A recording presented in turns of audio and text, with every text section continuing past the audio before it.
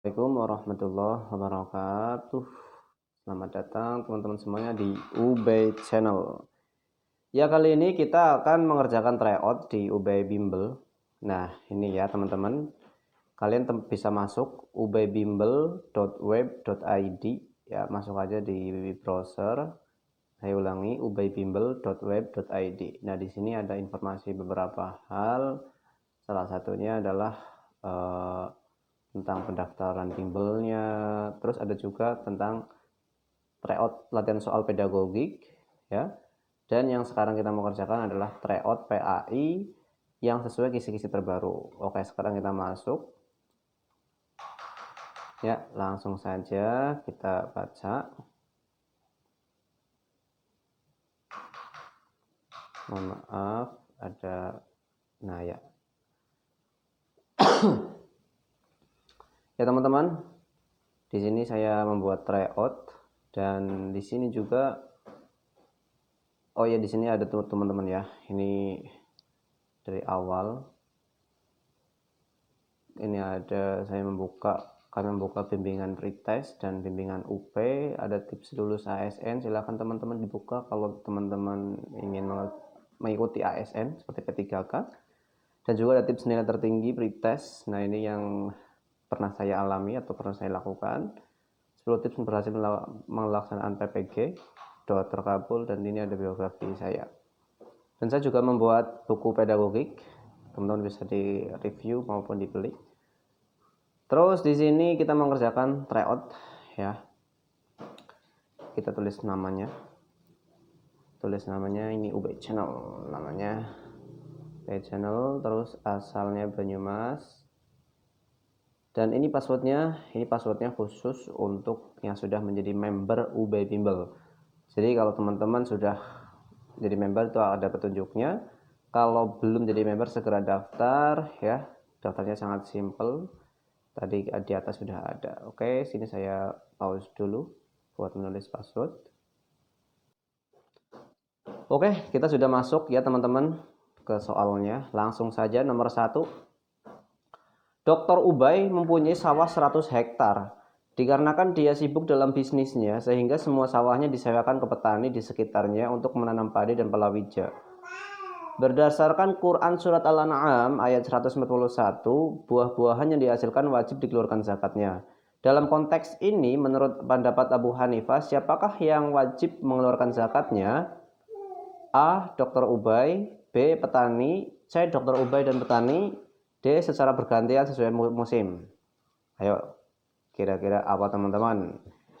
Jawabannya yaitu, jadi ada namanya dua pendapat dalam hal ini terkait pengeluaran zakat tanah yang disewakan. Kalau menurut madhab Hanafi atau Abu Hanifah, yang berhak mengeluarkan zakat itu adalah pemilik tanah. Lalu menurut jumhur ulama, dalam hal ini seperti madhab Syafi'i, madhab Hambali, itu yang wajib mengeluarkan adalah pengelola tanahnya ya. Dalam hal ini petani. Maka dari itu, dari soal ini yang ditanyakan adalah menurut pendapat Abu Hanifah. Maka jawabannya adalah si pemilik tanah, yaitu dalam hal ini Dr. Ubay. Punya 100 hektar. Amin, amin, amin, amin. Ya, ini mohon maaf ini ya. Jadi ceritanya itu imajinatif. Dr. Ubay itu mempunyai impian punya 100 hektar tanah sawah. Amin ya. Nomor 2. Ya, salah satu permasalahan kontemporer yaitu zakat profesi. Secara historis tidak pernah ada sejak zaman Rasulullah hingga muncullah gagasan Syekh Yusuf Qaradawi yang menggagas zakat profesi yang dampaknya terjadi pro dan kontra di kalangan umat Islam. Menurut Abdul Wahab Khalaf, zakat profesi dikiaskan dengan zakat apa teman-teman? A. Pertanian, B. Emas, C. Rikaz, D. Emas dan pertanian. Apa? Ya, ada beberapa itu teman-teman ya, ada beberapa pendapat. Pendapat pertama seperti Abdul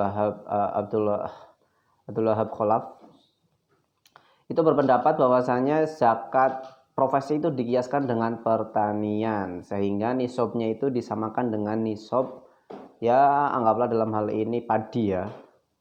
dikiaskan seperti itu. Terus ada juga yang dinisabkan dengan rikaz ya, atau barang temuan dengan nisabnya itu 20% tanpa haul. Ada juga yang dinisabkan dengan emas ya, yaitu 85 gram menurut MUI. Terus menurut yang lain ada 93,6 gram dengan haul 1 tahun. Namun yang sering Yang sering yaitu emas ya, emas 85 gram haul 1 tahun. Jadi jawabannya dalam hal ini menurut Pak Abdul Wahab Khalaf yaitu A, dianalogikan pertanian. Yang ketiga, pada awalnya zakat adalah pemberian cuma-cuma dari muzaki kepada mustahik. Namun seiring waktu, untuk menguatkan roda perekonomian umat, ulama mengkategorikan zakat menjadi dua, yaitu zakat konsumtif dan zakat produktif. Di bawah ini yang termasuk penerapan zakat konsumtif kreatif yaitu A. Pemberian beras pada zakat fitrah, B. Pemberian modal usaha, C. Pemberian beasiswa bagi anak yatim, D. Pemberian kambing untuk ternak. Ya teman-teman, zakat itu awalnya dibagi menjadi dua ya, yaitu menjadi konsumtif dan produktif. Namun ternyata konsumtif itu dipecah lagi, yaitu konsumtif tradisional dan konsumtif kreatif. Sedangkan produktif sama, produktif tradisional dan produktif kreatif. Apa bedanya? Jadi teman-teman, konsumtif tradisional itu zakat yang bersifat bisa langsung dikonsumsi saat itu juga. Contohnya seperti beras, gandum dalam zakat fitrah, atau juga boleh juga makanan, itu zakat mal, tapi ya zakat mal gitu. Itu langsung digunakan dalam waktu saat itu juga. Lalu kalau konsumtif kreatif itu bisa digunakan tapi dalam jangka waktu yang panjang. Contohnya misalkan dalam pemberian zakat yang berupa beasiswa untuk sekolah gitu. Itu bisa digunakan oleh yang mustahiknya dalam waktu yang panjang. Sehingga kalau melihat ini A disebut zakat konsumtif tradisional, kalau yang C disebut zakat konsumtif kreatif gitu. Nah, sedangkan di sini ditanyakan konsumtif kreatif, berarti jawabannya C ya, pemberian beasiswa bagi anak yatim. Namun selanjutnya juga kita jelaskan produktif. Zakat produktif, kalau zakat produktif tradisional itu saya jelaskan dulu. Zakat produktif itu kan zakat pengelolaan zakat yang bisa digunakan untuk mengembangkan ya, untuk berkembang. Kalau konsumtif untuk dimakan atau digunakan. Tapi kalau produktif untuk dikembangkan gitu. Nah, produktif yang tradisional itu pemberian alat-alat produksi ya. Dalam hal ini contohnya seperti pemberian sapi gitu ya, pemberian kambing, atau juga bisa dikatakan juga pemberian motor, itu kan bisa menghasilkan. Nah, itu namanya produktif tradisional. Kalau produktif kreatif itu yang menjadi pokok dalam usaha, yaitu apa? Modal gitu. Jadi pemberian modal usaha ini produktif kreatif. Oke, jadi jawabannya C. Kita lanjutkan. Salah satu permasalahan baru lagi dalam zakat yaitu pengelolaan zakat untuk pembangunan masjid yang secara tekstual masih tidak termasuk dalam 8 asnaf. Permasalahan ini pun terjadi pro kontra di kalangan ulama. Salah satu yang mendukung yaitu Mahmud Shaltut. Menurutnya, pembangunan masjid dikiaskan dengan salah satu asnaf atau yang berhak, yaitu dalam golongan A. Amil, B. Sabilillah, C. Fakir, D. Mu'allaf. Ya, kalau amil itu yang mengelola, sabilillah itu ya bisa dikatakan berjuang di jalan Allah, C. Fakir, D. Mu'allaf. Ya, fakir ini orang yang tidak mempunyai pekerjaan ya, tidak mempunyai pekerjaan sama sekali. Kalau miskin itu punya pekerjaan tapi kurang cukup dalam kebutuhan sehari-harinya. Kalau mu'allaf itu yang baru masuk Islam, secara linguistiknya baru masuk Islam. Terus ini jawabannya apa? Ya, jawabannya kalau menurut Mahmud Shaltut itu dianalogikan dengan sabilillah gitu. Karena untuk sesuatu yang memperjuangkan umat. Tapi kalau aku sendiri sih kurang sepakat sih sebenarnya. Tapi ya mau gimana lagi, ya mengikuti modul aja gitu ya. Tapi sebenarnya kalau menurut saya sendiri kurang bagus sih. Karena apa? Zaman sekarang yang namanya masjid udah banyak ya, yang udah megah-megah gitu loh. Mungkin kalau di pelosok lah. Justru walaupun di perkotaan tuh banyak umat Islam yang kelaparan gitu. Ya tetap zakat yang wajar, yang bagus itu langsung ke orang yang bisa dinikmatin gitu. Nah itu secara tradisional maupun secara kreatif. Nomor 5, sudah menjadi sunnatullah, makhluk diciptakan secara berpasang-pasangan. Salah satunya manusia, sudah menjadi fitrah jika laki-laki mempunyai insting menyukai perempuan juga sebaliknya. Namun untuk menjaga stabilitas kehidupan manusia, Allah mensyariatkan pernikahan bagi manusia dengan ketentuan yaitu A. Memenuhi ketentuan yang mengikat dalam pernikahan Islam, B. Memenuhi syarat dan rukun yang ditentukan, C. Memenuhi akad pernikahan dengan sempurna, D. Harus ada wali nikah, E. Harus dilakukan dengan terang-terangan yaitu adanya saksi nikah. Nah, dari narasi ini atau dari jawaban ini yang berbeda, kira-kira mana yang paling komplit? Tentunya yang memuat semuanya adalah yang B. Syarat dan rukun harus terpenuhi. Seperti itu. Oke, kita lanjutkan. Next. Nomor 6. Monogami dan poligami adalah sama-sama bagian dari syariat Islam, namun seringkali menjadi bahan diskusi yaitu tentang status poligami. Apakah menjadi hal yang ibahah atau boleh, sunnah atau bahkan wajib, sehingga sebagian ulama berpendapat poligami menjadi sebuah kebolehan manakala sudah dipandang darurat. Salah satu kondisi darurat yang membolehkan poligami adalah A. Suami atau istri memiliki kecenderungan oversex sehingga membutuhkan pasangan lebih dari satu. B. Seorang suami yang menginginkan keturunan sedangkan istri divonis mandul oleh dokter. C. Seorang suami yang menginginkan segera diberi keturunan atas perintah orang tuanya. D. Seorang suami yang tidak sabar menghadapi sikap istrinya yang kurang penurut. E. Jumlah wanita lebih banyak dibandingkan jumlah laki-laki di sebuah daerah tertentu. Ya, kira-kira mana teman-teman yang bisa dikatakan darurat? Kalau yang A ini nggak darurat ya. Kenapa? Karena suami dan istrinya itu memiliki kecenderungan oversex gitu. Jadi nggak ada kelanjutannya. Jadi kedarurat itu ada 3. Kalau menurut Syekh Yusuf Al-Qaradawi. Yang pertama adalah seorang suami yang mempunyai hasrat oversex, namun istrinya itu lemah syahwat atau mempunyai penyakit yang tidak bisa digunakan, yang tidak bisa berhubungan. Nah itu dikatakan darurat. Nah sehingga A tidak darurat. Nah yang B, seorang suami menginginkan keturunan sedangkan istri divonis mandul. Ini termasuk. Nah jawabannya yang B ya. Terus orang suami menginginkan segera diberi keturunan atas perintah orang tuanya. Ini tidak bisa dikategorikan darurat karena masih ada perintah orang tuanya dan juga ini enggak darurat tentunya lah ya. Terus orang suami tidak sabar menghadapi sikap istrinya yang kurang penurut. Nah ini juga tidak menjadi sebuah kategori darurat. Terus selanjutnya jawabannya B ya, seorang suami menginginkan keturunan tapi istrinya divonis mandul. Nah, di situ menjadi darurat sehingga boleh untuk poligami gitu. Nomor 7. Di Indonesia kawin mut'ah populer dengan sebutan kawin kontrak. Nikah ini dilakukan karena kecenderungan seseorang untuk memenuhi kebutuhan seksual, berakhir tanpa talak karena secara otomatis juga sudah habis waktu kontrak yang telah ditentukan, maka berakhirlah riwayat pernikahan itu. Pernikahan semacam itu bertentangan dengan syariat Islam. Pernyataan pendapat yang paling tepat terhadap kesimpulan tersebut yaitu A. Salah, karena seorang laki-laki boleh menikahi perempuan lebih dari satu. Nah, gak nyambung. Kenapa? Karena mut'ah itu boleh memang menikah itu lebih dari satu. Cuma kan menikah yang ininya itu kontrak, dan di dalam Islam tuh nggak ada yang namanya menikah kontrak gitu. B. Salah, karena pernikahan mut'ah dibolehkan oleh syariat Islam dengan memenuhi ketentuan tertentu. Ini sudah ini ya, di dalam Islam itu syariatnya sudah dihapuskan setelah selesainya zaman Rasulullah, itu sudah dihapuskan. Yang C.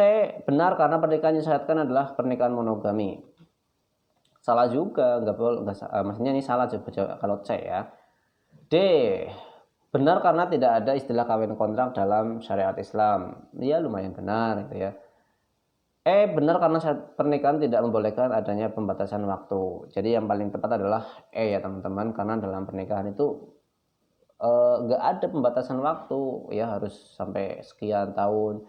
Justru dalam Islam itu untuk melestarikan keturunan dan melestarikan kemanusiaan, sehingga pernikahan yang mungkin yang lebih bagus itu yang untuk selamanya gitu, sampai akhirat gitu ya, wallahu a'lam.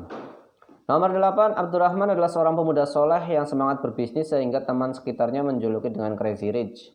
di usia yang baru menginjak 22 tahun. Sebagaimana umumnya laki-laki, dia pun mempunyai wanita idaman, namun karena sedang fokus membangun bisnisnya, dia tidak terlalu terganggu dengan nafsu syahwatnya.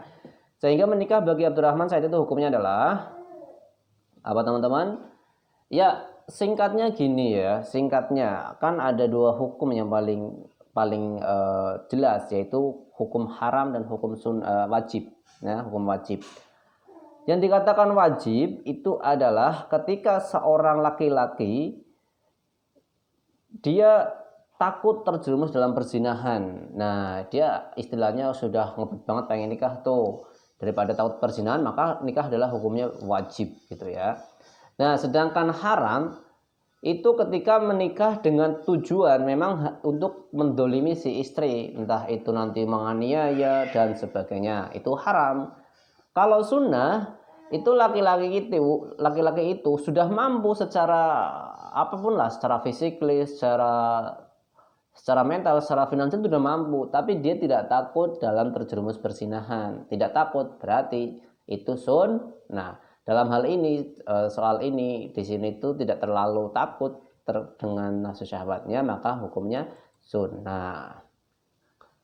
Nomor 9, dalam mengembangkan bisnisnya, PT UB Corporation membutuhkan modal 100 miliar.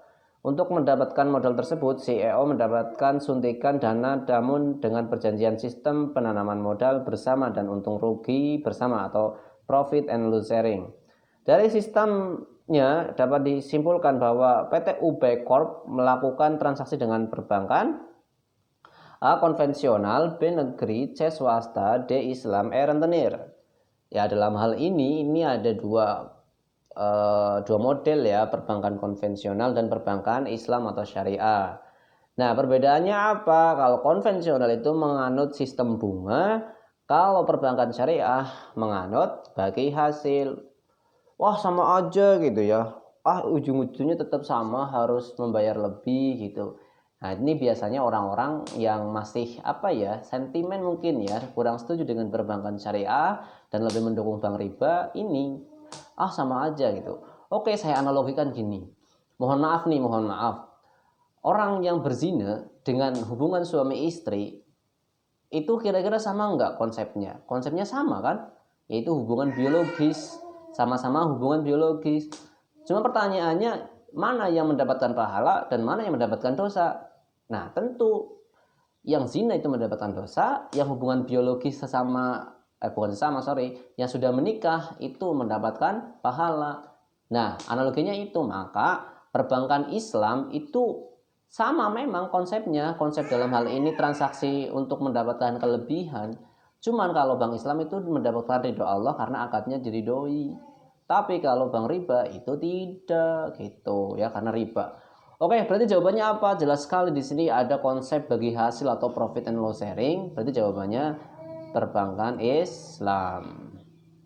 Nomor 10. Salah satu tradisi dalam menyambut bulan Idul Fitri yaitu penukaran uang, di mana pecahan 100.000 ditukar dengan pecahan 5.000, namun jumlahnya 90.000 rupiah. Hal ini termasuk dalam kategori riba.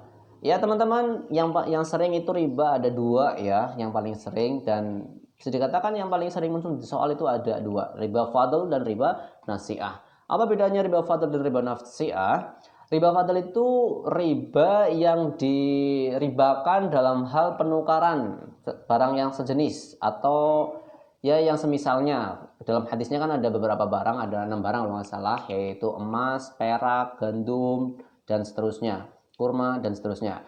Nah, dalam hal ini riba fadl riba fadl yang dalam emas itu dianalogikan dengan uang. Nah, ini teman-teman. Uang rupiah dengan rupiah itu harus apa? Yadan biyadin maslan bimislin. Ini syaratnya dalam penukaran yang sejenis. Yaitu apa? Yadan biyadin itu harus tunai, nggak boleh nyicil. Maslan bimislin harus sama. Nah, rupiah dengan rupiah harus sama. Maka kalau ini 100.000 ditukar dengan 90.000, itu riba fadl. Nah, bagaimana kalau misalkan nih rupiah dengan dolar? Nah, itu dianalogikan bukan emas dengan emas, tapi emas dengan perak. Itu harus yadan biyadin tapi tidak maslan bimislin. Harus tunai tapi boleh nggak sama gitu.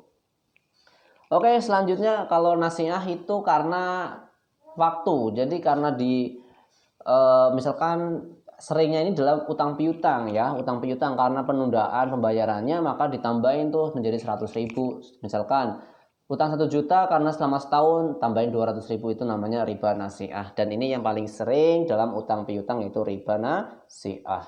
Kita lanjutkan. Oh sorry, belum diisi. Riba fadl. Selanjutnya, transaksi ekonomi tidak bisa dipisahkan dengan namanya perbankan. Salah satunya yaitu bank konvensional yang menerapkan bunga atau interest. Dalam kajian fikih, ulama menjadi 4 golongan. Muhalilun, yaitu golongan yang menghalalkan total. Muharrimun, dan golongan orang yang mengharamkan total. Dan juga ada yang mengharamkan jika bersifat konsumtif. Jadi muharrimun illa ya. Dan syubhat, yang mensyubhatkan. Ulama yang menggolongkan riba sebagai riba, salah mungkin ya. Ulama yang menggolongkan bunga bank sebagai riba karena ya, A, bunga bank tidaklah sama dengan riba sehingga dibolehkan. B, bunga bank adalah bentuk dari riba nasi'ah. C, bunga bank dibolehkan namun bisa juga diharamkan. D, bunga bank adalah perkara yang halal dan haramnya belum jelas. E, bunga bank adalah perkara yang haram kecuali dalam kondisi darurat. Ya, kalau yang dikatakan ini bunga bank sebagai riba, maka jawabannya adalah B. Bunga bank itu dalam kategori riba nasi'ah tadi yang saya jelaskan, karena masalah waktu ya, karena penundaan pembayaran ditambahkan, maka itu riba nasi'ah. Dan seringnya di pinjaman gitu ya. Nomor 12. Ya, saya doakan semoga Allah memberikan kita semuanya kebebasan ya. Bebas dari hutang ya, apalagi bebas dari riba. Semoga Allah memberikan kita semuanya kelimpahan dan keberkahan rizki, yang kita bisa membeli apapun dengan cara cash, dan kita juga bisa bersedekah ke orang lain, terutama kerabat orang tua kita.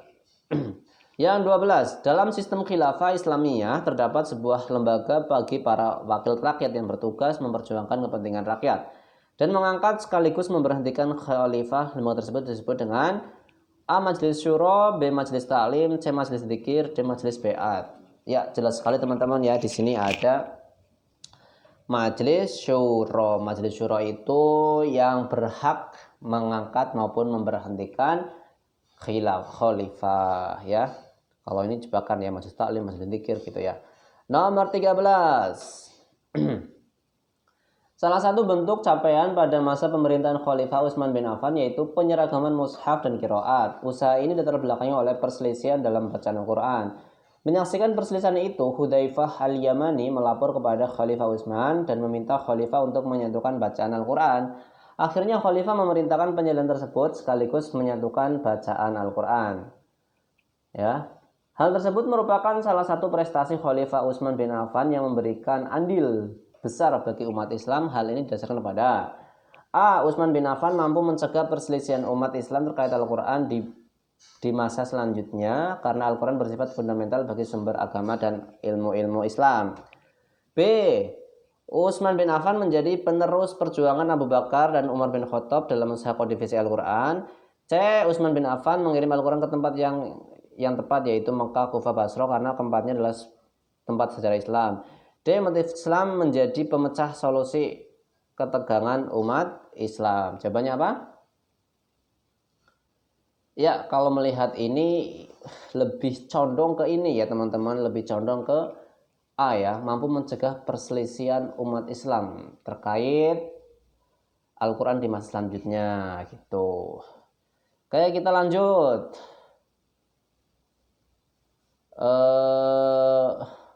Nomor 14.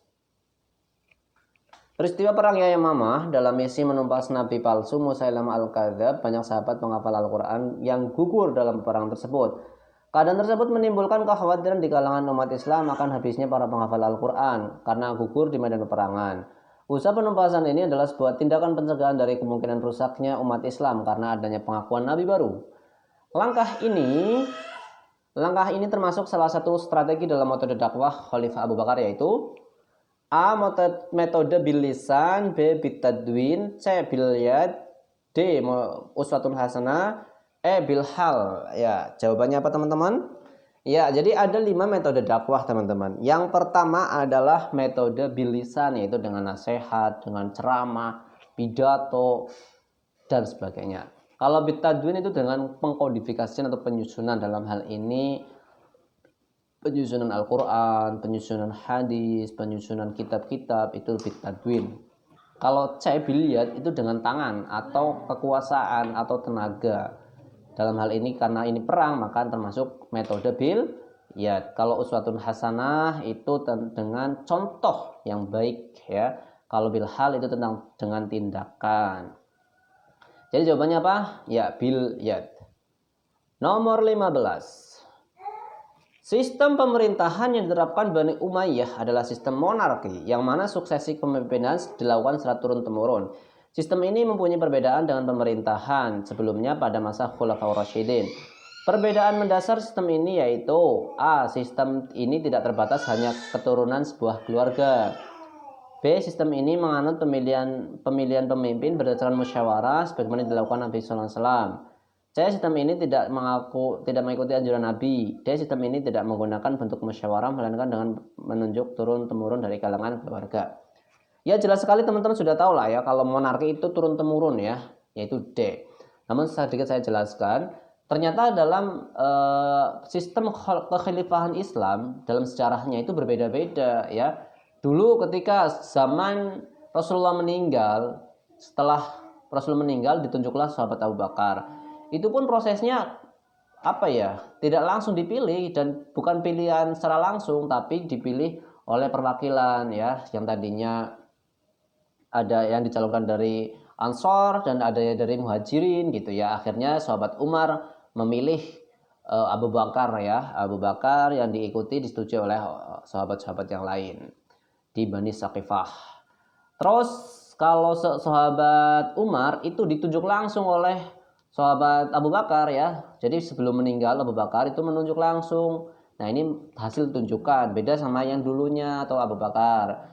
Nah, setelah itu sahabat Utsman ditunjuk oleh Dewan Formatur 6 orang ya.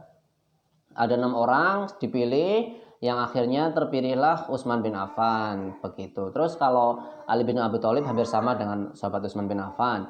Namun setelah itu di dinasti Umayyah Abbasiyah itu beda lagi gitu. Selanjutnya ke nomor 16.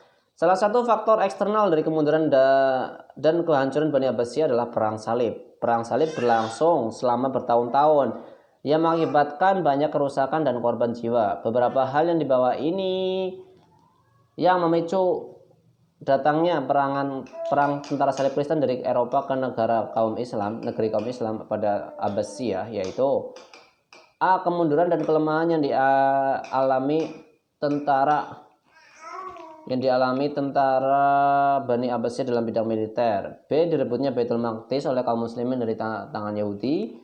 C. Penyerbuan Yerusalem tentara Abbasiyah yang menimbulkan bentrokan masyarakat setempat. D. Serangan tentara Mongol beberapa pusat peradaban. E. Kebijakan dinasti Saljuk yang menyulitkan kaum Nasrani dalam melakukan ziarah di Baitul Maqdis. Ya teman-teman, jadi singkat cerita, Baitul Maqdis itu sebenarnya sudah pernah dikuasai Islam ya, atau Yerusalem pernah dikuasai Islam di zaman dinasti Abbasiyah, itu dikuasai Islam. Lalu ketika dinasti Abbasiyah sudah mulai melemah, itu banyak sekali kegoncangan yang akhirnya runtuh. Salah satu faktornya adalah dengan perang salib gitu. Selain itu juga ada serangan tentara Mongol, dan luar biasanya teman-teman, itu Mongol maupun salib itu nanti dikalahkan oleh dinasti selanjutnya gitu ya.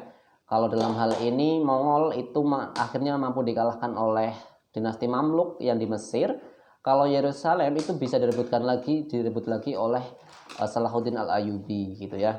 Nah, dalam hal ini yang menjadi faktor Abbasiyah itu diserang oleh perang salib itu karena apa?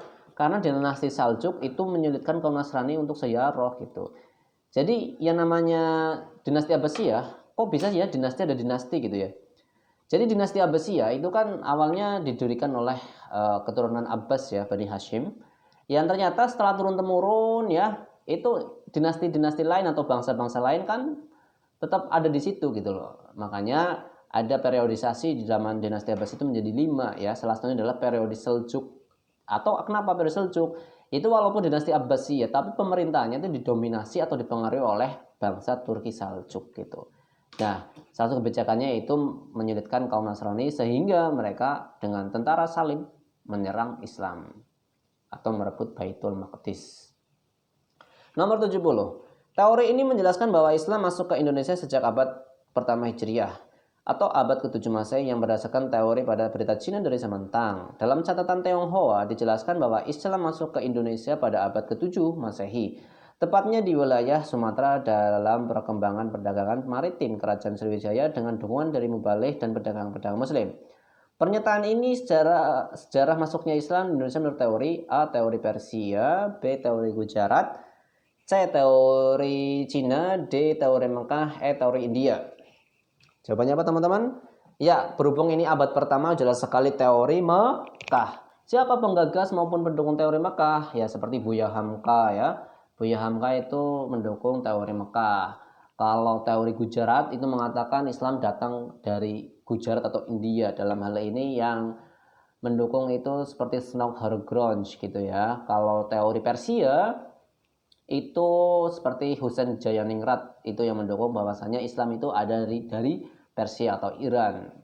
Buktinya apa? Buktinya ada kesamaan peringatan Muharram ya, apa terus ajaran Siti Jenar dengan Al-Hallaj di Iran. Nomor 18. Banyaknya pemeluk Islam, belum dijawab, teori Mekah. Banyaknya pemeluk Islam di Indonesia tak lepas dari perjuangan Wali Songo yang berdakwah dengan berbagai metode dan media. Sunan yang memberikan pengajaran sederhana yaitu menanamkan akidah dan ibadah dan juga memperkenalkan istilah Moh Limo, yaitu A. Sunan Kalijaga, B. Sunan Ampel, C. Sunan Muria, D. Sunan Bonang. Jawabannya C. Sunan Ampel. Ya teman-teman, sedikit saya jelaskan Moh Limo. Moh Limo ini dari bahasa Jawa ya teman-teman. Moh itu artinya nggak mau, limo itu lima. Nggak mau lima apa? Yang pertama moh madon, ya tidak mau berzina. Yang kedua moh mada, tidak mau mengisap candu atau ganja. Yang ketiga moh main, yaitu tidak mau judi. Terus moh mabuk ya mabuk gitu ya. Terus moh apa lagi nih aku lupa. Moh apa lagi yang belum? Moh main, moh madon, moh madat, moh mabuk, moh apa lagi nih aku lupa. Moh main, mau nyuri apa ya? Yang keempat yang kelima yaitu moh maling ya, tidak mau mencuri. Oke, lanjut ke nomor 19. Abdurrahman adalah pemuda yang selalu berusaha meneladani Rasulullah. Salah satunya menahan diri dari makan makanan haram. Perilaku tersebut adalah contoh akhlak terpuji yang termasuk kategori A. Ifah, B. Syaja'ah, C. Hikmah, D. Adalah Tawadu. Ya, apa teman-teman? Syaja'ah itu berani, hikmah itu ya baik gitu ya, adalah itu adil, tawadu itu rendah hati. Jawabannya adalah Ifah. Aifah itu menahan diri dari hal-hal yang haram, bahkan syubhat. Nomor 2, kuat al-ilmi, yaitu potensi kekuatan yang berasal dari akal. Dengan akal inilah manusia dapat dengan mudah membedakan mana yang jujur dan mana yang bohong dalam berbicara, mana yang benar dan mana yang salah dalam mengambil keputusan, mana yang baik dan mana yang buruk dalam tindakan. Seseorang yang memiliki kekuatan ini, maka ilmu yang ia miliki mengandung hikmah. Berikut yang bukan keturunan dari hikmah adalah A. Sikobah ro'i, B. Husnul Tadbir, C. Sawabudon, D. Jaudatin, E. Sakofah ar-ro'i. Jawabannya apa teman-teman? Ya, yang enggak termasuk yaitu E. Sakofah ar-ro'i. Teman-teman bisa menyimak di video kami, di video saya sebelumnya itu sudah dibahas tentang ini ya, potensi kekuatan akhlak dalam diri manusia menurut Imam Ghazali. Ya, jadi awalnya menurut Ibnu Maskawa itu ada 3 ya, lalu dilengkapi oleh Imam Ghazali menjadi 4. Oke, kita submit ya, kita selesai ya, kita lihat view score enggak? View score jangan-jangan ini yang salah.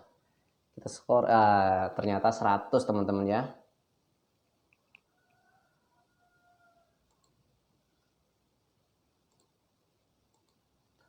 Oke teman-teman, sekian pembahasannya.